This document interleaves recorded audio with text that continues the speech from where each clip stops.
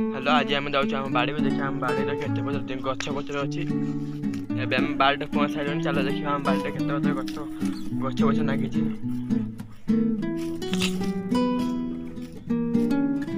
देखिए आम बाड़ी केते सब गछ लगी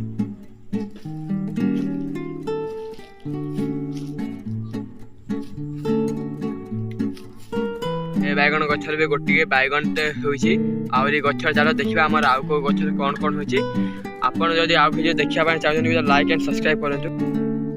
ये आमर भेंदी पुआ नगा हम देखिए आमर यही चाष गुड़ाक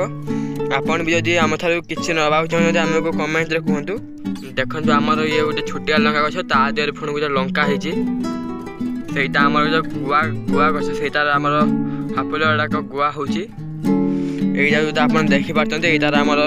धनिया मंजी पची आगामी दिन में यार गोटे धनिया हम यहाँ हूँ आम घसी पला भितर घसी अच्छी एवं साप बेंग सब किसी रोचे से हूँ नड़िया गछ देखिपे ये नड़िया गछ 5 वर्ष है 5 वर्ष भितर आमर एटिक नड़िया हो पचर देखिपे धान धान धान चाष होमर आंब गछ एतार